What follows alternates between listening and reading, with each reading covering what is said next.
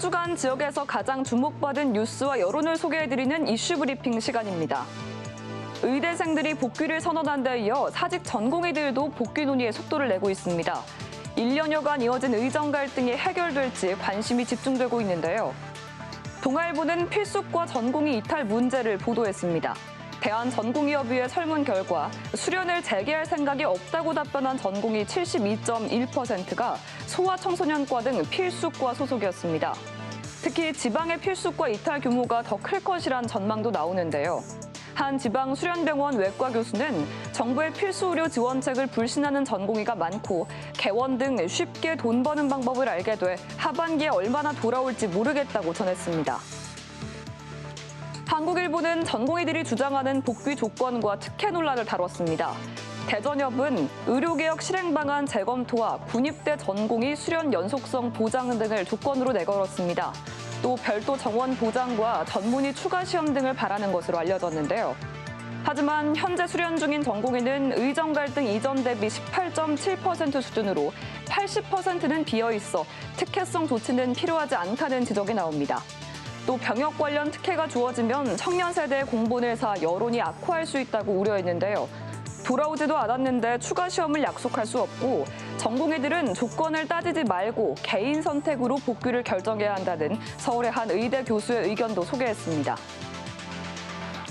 매일신문은 사설에서 정부가 갈등 해소에 급급해 의료계에 면죄부를 주면 안 된다고 지적했습니다.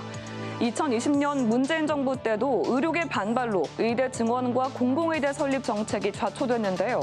의료계 집단 행동이 벌어질 때마다 국민들이 큰 피해를 봤다며 의정 갈등은 지난 정부만의 잘못이 아니라 집단 반발한 의료계와 방관한 정치권 모두의 책임이라고 강조했습니다. 안동의 한 고등학교.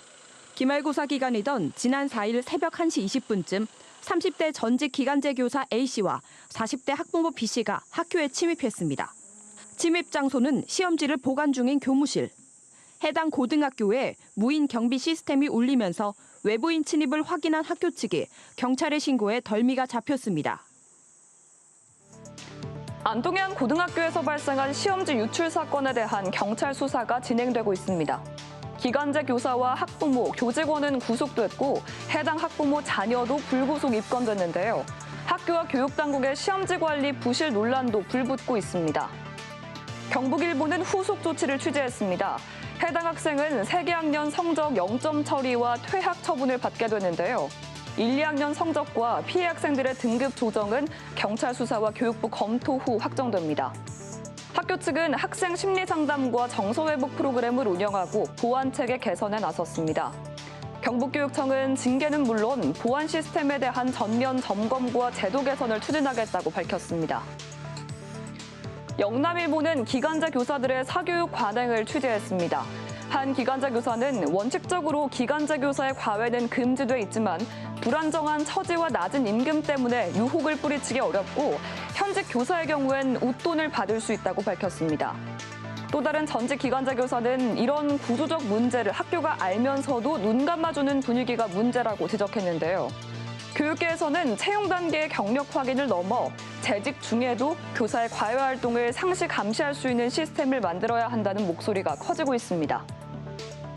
매일신문은 근본 대책을 촉구했습니다.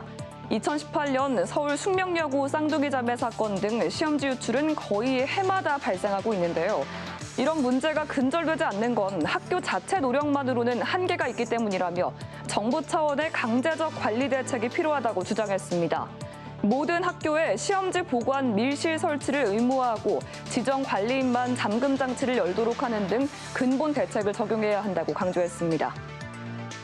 시험지 유출 사건은 입시 전반의 공정성을 위협하고 묵묵히 노력해온 학생들에게 허탈감을 안겨줬는데요. 교육 현장의 신뢰를 회복할 정부 차원의 대책이 마련될지 지켜봐야겠습니다. 지금까지 이슈 브리핑이었습니다.